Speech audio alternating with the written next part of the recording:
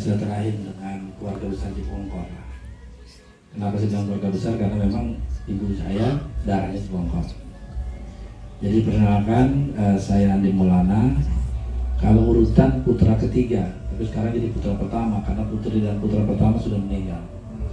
Jadi saya sebut saja saya saat ini anak pertama dari 10 bersaudara. Jadi ini orang tua saya yang melahirkan saya, Nyi En kalau dulunya, tapi sekarang dalam bahasa Indonesia jadi En gitu, atau Haja En.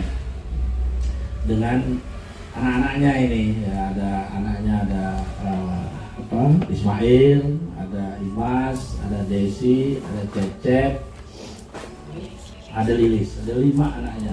5 dengan saya ber-6. 6 berarti tidak kan ada 10 ya, 2 meninggal, tinggal 8. Ini 6 berarti 2 tidak ikut, yaitu Arif sama Asel. Jadi saya yang pertama. Mengawali, saya jujur tidak tahu banyak soal ini, Pak Lurah dan Pak Miftah, Pak keluarga besar Raja Abbas lah ya. Saya baru tahu setelah kurang lebih 7 hari bapak saya meninggal. Dari cerita ibu saya. 2025. Meninggal. Iya, meninggalnya 2025. 24. Gitu ya. Jadi saya baru tahu. Ya kalau adik-adik saya tahu semua, tapi tidak pernah bercerita ke saya. Ya mungkin kan katanya karena saya sibuk cari duit, katanya Itu penting. ya enggak tahu lah ya, artinya itulah. Jadi saya baru tahu 2025 setelah 7 hari orang tua bapak meninggal dari ibu saya. Dan maka muncullah cerita itu. Kenapa saya mengurus? Karena setiap hari saya diberikan cerita itu.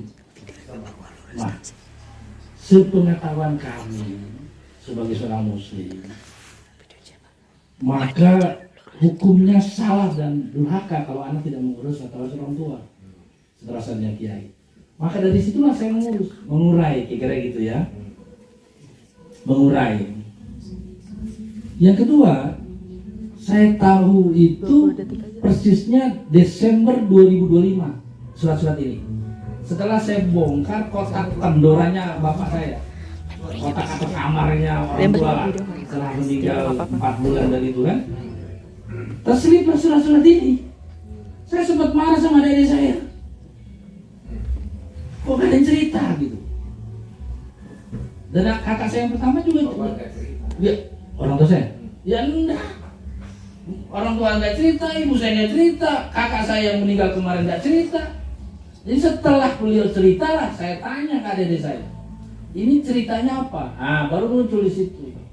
Kurang lebih cerita tadi itu. Apa berkasnya? Kan nggak ada juga, selembar pun nggak ada.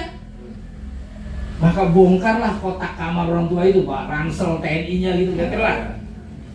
Maka terseliplah ada tuh, setelah saya bongkar dari situ. Loh ini ada.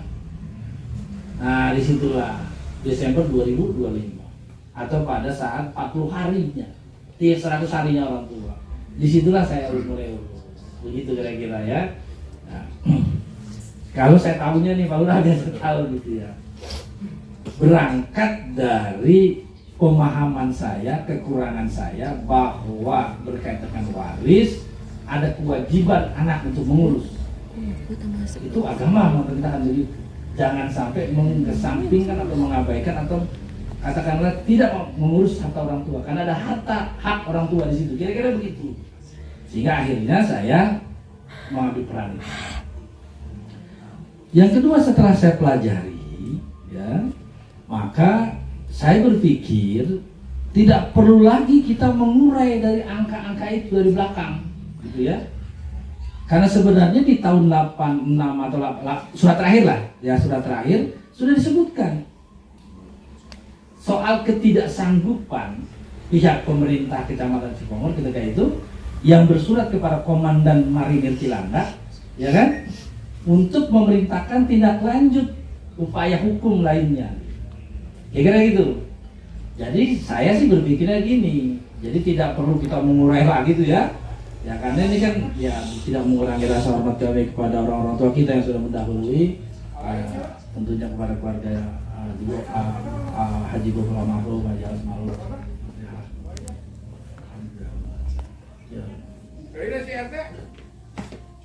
Mudah-mudahan beliau juga berikan tempat yang terbaik atas mungkin kehilapan dunia, kira-kira begitu. Jadi saya sih tidak ingin mengurai kembali sesuatu yang memang katakanlah yang sudah terlalu jauh dulu. Nah, saya ingin memulainya dari hasil akhir situ saja. Bagaimana kita selesaikan untuk memuluskan atau menyempurnakan ibadah-ibadah orang tua dalam hal ini Haji Gofur, agar kehilapan-kehilapan di duniawi dapat dilancarkan di akhirat. Nah, itu saya berpikirnya begitu. Kenapa? Kalau kita rujuk pada agama yang kita yakini, Islam tentunya, atau hukum Islam, bahwa harta titipan atau harta yang dititipkan itu bukan hak milik orang yang menerima titipan. Kewajiban untuk diserahkan kepada yang punya hak. Jadi ketika waktu itu Maksudin menitipkan hartanya kepada Haji Gofur, yang merupakan harta waris dari Haji Maksud kepada Haji N, ada titipan. Makna dalam Islam, titipan itu tidak bisa dikuasai, tidak bisa dijual belikan, tidak bisa dipindahkan, tidak bisa lebih luaskan begitu, dan tidak bisa dijadikan bagian waris orang tua yang telah meninggal. Gitu kan?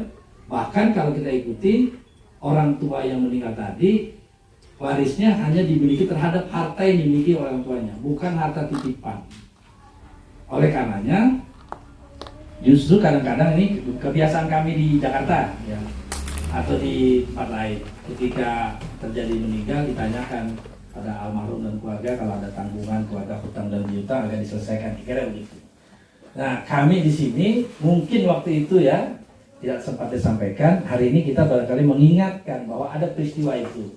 Kita ingin titipan harta yang merupakan. Bismillahirrahmanirrahim. Alhamdulillahirabbil alamin. Asyhadu an la ilaha illallah wa asyhadu anna Muhammadar Rasulullah. Allahumma shalli ala sayyidina Muhammad wa ala sayyidina Muhammad. Rabbi sholli sadri wa yassir li amri wa hlul 'uqdatam min lisani yafqahu qawli amma ba'd. Panjatkan dulu puji syukur kehadirat Allah Subhanahu wa taala yang mana kita semua masih diberi kesehatan sehingga kita semua bisa mengadakan silaturahmi. Mudah-mudahan dengan adanya silaturahmi ini membawa keberkahan bagi kita semua. Amin ya Allah ya Rabbal alamin. Juga tidak lupa salawat serta salam ke junjungan kita baginda Nabi Muhammad Sallallahu Alaihi Wasallam. Tidak lupa kepada keluarganya, para sahabatnya, tabi'in-tabi'innya. Semoga kita semua diberikan syafaat di yaumil akhir. Amin ya Allah ya Rabbal alamin. Yang saya hormati, mungkin tidak bisa disebutkan satu persatu tadi ya, keluarga besar dari Mahaji EN, sekeluarga. Juga mungkin yang saya hormati keluarga besar dari Pak Haji Gofur, Pak Haji Abbas almarhum. Juga yang saya hormati guru saya, sepupu saya, Pak Haji, juga Pak Ulis, Pak Ustadz, Ima Dobal ya, jadi Pak Ustadz yang patua kampung, bukan kampung Kurna. Juga Pak Adi dan keluarga, siapa sih itu teh kan gitu. Jadi biar jelas lah, nah, mungkin seperti itu.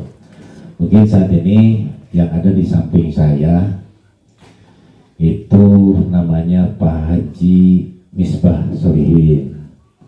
Beliau itu kepala desa dari tahun 1995 sampai 2008. Nah, di samping kiri saya adalah Pak Sekdes. Di sini mah disebutnya Pak Ulis, Pak Sekdes. Dia itu Mulai di desa itu dari tahun berapa Pak? Tanggal 10 bulan tanggal 1 bulan 10 92 Dari 92 sampai 2000 mengelola desa itu Pak. Nah itu. Nah mungkin yang ini Pak Ustadz, ini Bapak kedua laki-laki dari Pak Haji Abbas.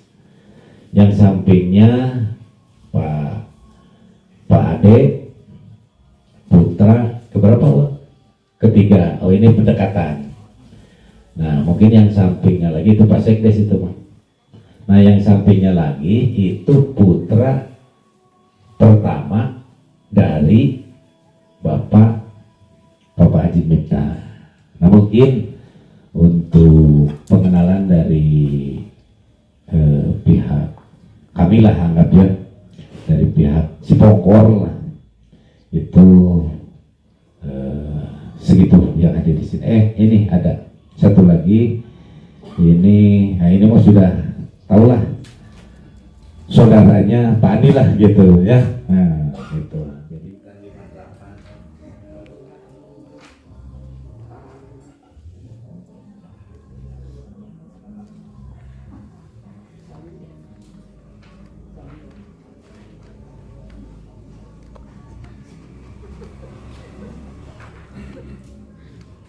ini pasti agak lama. Iya, nggak apa-apa, Pak.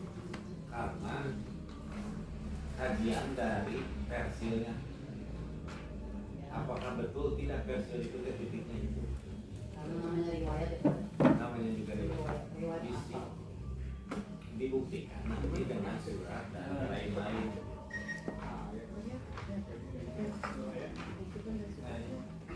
Kalau itu cerita dari itu nih.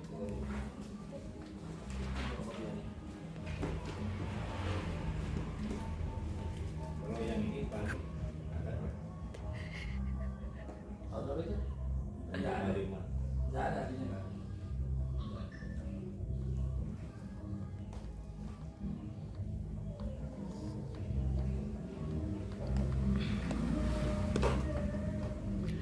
Masih di Instagram aja ya.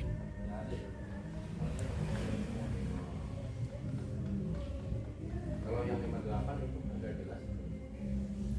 Kalau yang 58.